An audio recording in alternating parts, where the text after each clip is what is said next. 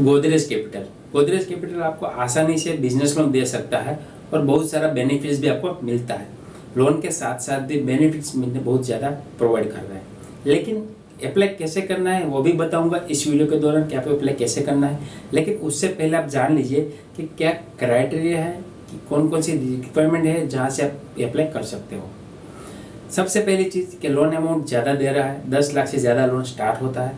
दूसरी चीज़, अगर आपका टर्नओवर साल का 50 लाख से ज़्यादा है तो आप अप्लाई कर सकते हो।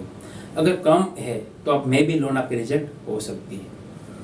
दूसरी चीज़, ये लोन जो है आपको किसी बेस पे दिया जाता है, उसमें 3 क्राइटेरिया है। पहली बात करूँ तो बैंक स्टेटमेंट पे, मतलब कि जितना आपका बैंक स्टेटमेंट में एवरेज बैंक बैलेंस आ रहा है तो उसी बेस पे आपको लोन देता है।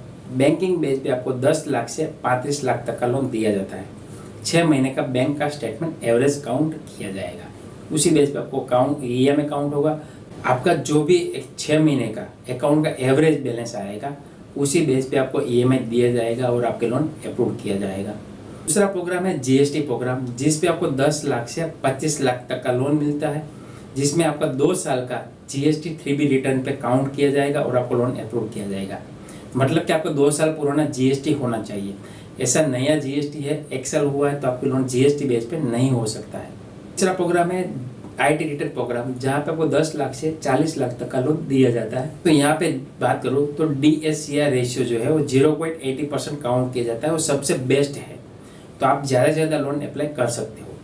लेकिन अब बात करते हैं कि डॉक्यूमेंट्स क्या क्या चाहिए, कौन कौन सा डॉक्यूमेंट रिक्वायरमेंट होगी। तो मेन डॉक्यूमेंट की बात करूँ तो पैन कार्ड, आधार कार्ड तो लगेगा, लेकिन उसके अलावा भी डॉक्यूमेंट चाहिए जो आपको कंपलसरी होना चाहिए। पहली चीज़ की ओनरशिप प्रूफ, मतलब ओनरशिप का मतलब होता है कि आपके खुद के नाम की प्रॉपर्टी होना चाहिए, चाहे दुकान हो, घर हो, प्लॉट हो, कुछ भी हो, आपके नाम पे प्रॉपर्टी ओनरशिप होना चाहिए।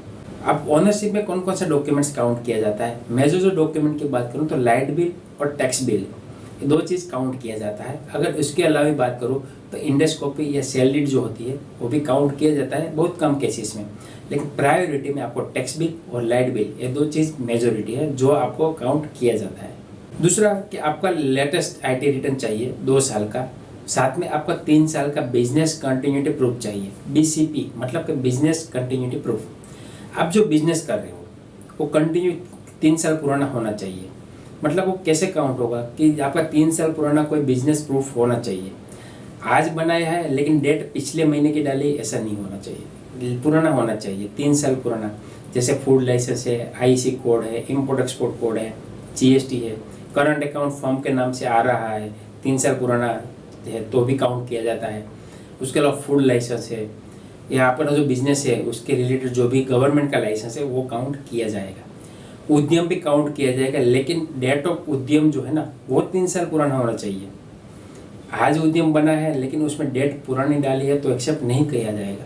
तो ये चीज़ खास ध्यान रखना है। उद्यम जरूरी है, सब केस में उद्यम जरूरी है, लेकिन उद्यम बिजनेस प्रूफ में कब काउंट होगा कि पुराना होना चाहिए। ठीक है, बस इतना डॉक्यूमेंट, मतलब कि पैन कार्ड, आधार कार्ड, आपका बिजनेस कंटिन्यूटी प्रूफ 3 साल पुराना, 2 साल का रिटर्न और 1 साल का बैंक का स्टेटमेंट, सेविंग, करंट, CCOD, जो भी अकाउंट है सब अकाउंट आप एक्सेप्ट कर सकते हैं। अगर आपका ये डॉक्यूमेंट है आपके पास तो आप अप्लाई कर सकते हो। अप्लाई करने का लिंक मैं डिस्क्रिप्शन में दिया है, जहाँ से आप अप्लाई कर सकते हो। और आपको डॉक्यूमेंट की बात करो तो पैन कार्ड, आधार कार्ड, 3 साल पुराना बिजनेस प्रूफ, 2 साल का रिटर्न, 6 महीना 1 साल का बैंक का स्टेटमेंट, सेविंग, करंट दोनों का आप सेंड कर सकते हो और हम आपके भी आपसे प्रोसेस करेंगे। उनकी प्रोसेस करने के लिए आपको कोई एडवांस पेमेंट या एडवांस प्रीपेड नहीं करना है। तो बात करूँ ना, सब सिटी में अवेलेबिलिटी नहीं है, कुछ एरिया पिन कोड या कुछ सिटी में ही अवेलेबिलिटी है। जो सिटी में लोन अवेलेबिलिटी है, मतलब कि जिस सिटी में लोन दे रहा है उसका लिंक आपको वेबसाइट पे मिल जाएगा, जहाँ से अगर इस सिटी में आप बिजनेस कर रहे हो तो आप अप्लाई कर सकते हो।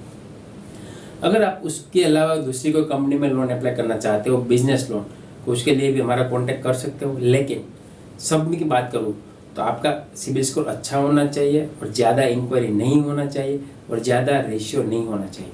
मतलब कि आपकी इनकम से अगेंस्ट में ज़्यादा लोन नहीं चलती होनी चाहिए।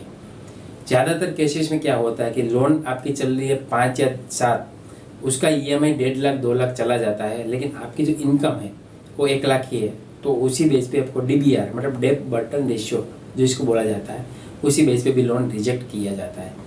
तो आपका ये जो क्राइटेरिया फुलफिल हो रहा है तो आप अप्लाई कर सकते हो। तो मिलते हैं नए वीडियो में नए टॉपिक के साथ, तब तक धन्यवाद। जय हिंद, जय भारत।